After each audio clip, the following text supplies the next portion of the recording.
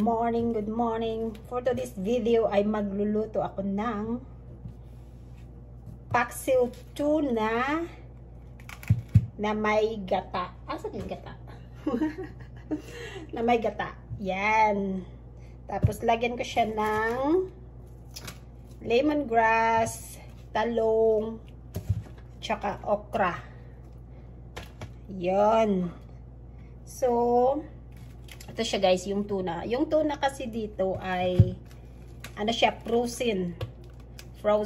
So, dinepros ko muna siya kagabi kasi syempre, hindi naman natin maluluto pag frozen pa, no? So, ito siya guys. Ay. Ito, ang lalaki na tuna nila. Pero, pag na-defrost na siya, para siyang ano nga to? Para siyang cotton. Nagkukoton-koton siya. So, yun. Ipapaksiwin ko muna siya bago ko siya lagyan ng gata. So, after ko na siya, so, ipapaksiwin ko muna siya kasi hindi yata masarap ito pag i-direct ko lang siya igata. Kasi nga, ano siya, frozen. Wala kasing fresh na isda dito kasi bundok siya. So, pag gusto mo ng fresh na isda, yung galing sa baba ng bundok, ano, parang kung gusto mong magbili doon, magpabili ka, pero mahal pag inakyat dito sa bundok. Ano na siya, mahal na siya. Kasi hindi siya pwedeng hindi frozen pag umakyat dito kasi ano na siya, mabihasa ba? Bilasan na siya. Kasi nga, kuwan, bundok na. So, yun, lagyan ko muna siya ng mga ganito para, ano siya, mawala yung, ito, yung fishy odor niya. So, yun, tapos ko na siyang, ano, nalagyan ko na rin siya ng, suka at saka nilagyan ko siya ng fish sauce para ano siya, malasa. Ayun. So, takpan ko muna yan. Lagyan ko pala siya ng chili.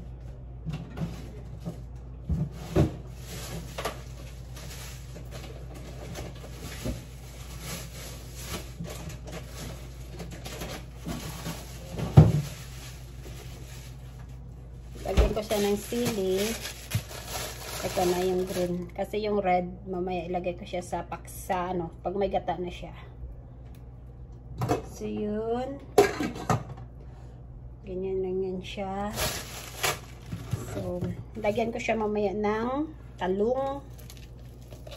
Talong. So, yan. Talong. At saka okra. Yung okra dito, ano, hindi siya kagaya sa atin sa Pinas na maliliit tapos malambot. Dito, ano siya, mga gurang. Mga gurang yung ano nila dito. Yung mga okra. Mga gurangers. Ang okra nila dito is mga yung mga iba naman, okay naman siya. Pero yung mostly talaga,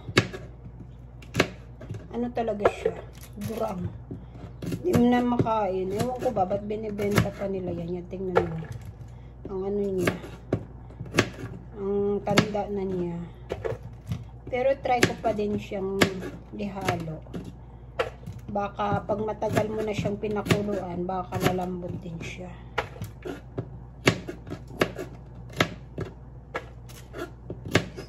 Lang. So, tuna paksiw with gata tayo today. Yan ang ulam ko. Ako lang naman ang kakain nito kasi yung asawa ko, di yan mahilig sa isda. Yung mga puti, hindi sila mahilig sa isda. So, ito muna yung unahin ko. Pwede ko pang tortahin yan. So, ako lang naman ang kakain. So, isa na lang ang lalagay ko. Diba? Para tipid. Diba? Titipirin natin. So, yan na siya guys. So, pinakuluan. pan, baka magtunog yung alarm namin sa apoy. Kasi pag may usok yan, sisigaw yan siya. Okay. So yun, ilalagay ko na yung sibuyas. So gasan ko muna to. So igigisa ko muna yung lakas na ng apoy. Igigisa ko muna tong mga gulay. Saka ko ilalagay yung tuna. Kasi ilalagay ko ng bata. Kasi hindi ko sa pwedeng inahin. Baka ano tawag dyan? Ay, yung lalaki ng ko. Sulitan ko nga itong okra. Ang tigas pa naman na ito. Yan. Liniitan ko na siya. Ang lalaki ng hibo. Ay, ang lalaki talaga siya.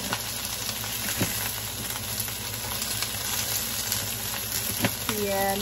Niliitan ko para madali siyang naluto. Yan, may malalaki pa.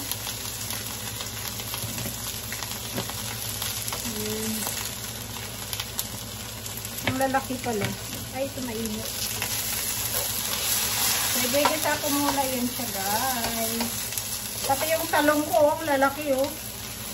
Gusto mo yung ano na to. Nagitan ko nga lang. Paano ba? Ganyan na lang. Ang lalaki yung hiwa. Kala ko ito kanina, liliit lang niya. Ang lalaki pala. Ayun, liitan ko muna siya, guys. Ang saya ng, chef. Walang alam. Yan. Kasi malalaki pala yung hiwa ko. Kasi yung malaki pa. Ay, nahulog. Ay, nahulog siya. Alright. Sa ako naman, kung wala yung isda. Kaya yung isda. Yan. Kaya yung isda. Tapos, dahil siya ang gata. Lalagibas. Alright? Ito kasi sa ulo ko. Yung wala kasi yung gata. Sinabi ko siya. Dito pwedeng malakatin mo ulit. Ulat ko yun. Para ko yung kilakasan na siya. Pakain, di makakati. Ano yun? Ulat ko yun. Ulat ko yun guys. Yan. Hintay mo na siya magluto. Yun guys. Yung tulak kasi yung hinaran ko. May talong na siya kapara. Yun guys. Ay, yung lumgas. Yan. Yung lumgas. Yun. Hintay mo na siya. So, ito na siya guys. Luto na. So, ready to serve na siya. Ano ko lang, medyo patuyin pa siya ng konti and then ready to eat na siya. Yung tuna paksiw ginataan by Kate Dimson. Pachamba. So ito guys, try nyo siyang lutuin ng ganyan. Tsaka ganyan na talaga ang dapat na iluto dito kasi nga frozen yung mga food dito. Yung mga isda. So kailangan prito lang siya. Or kaya ipaksiw mo and then gataan mo siya. Para hindi siya, yung lasa niya is hindi, wala kasi siyang lasa talaga mga isda dito. Kasi frozen na, diba? So, yun lang guys. Ready to serve na siya. May tuna, ginataan, paksiw. Sarap niyan guys. Try nyo. So, ito na guys, ready to eat. Ito na yung luto na yung tuna paksiw ginataan ko. Mabilis lang ditong yung tanggal ang init kasi nga malamig yung lugar namin. So, ito na guys, let's eat. And thank you for watching. Please don't forget to subscribe my channel, Kate Dimson. Bye!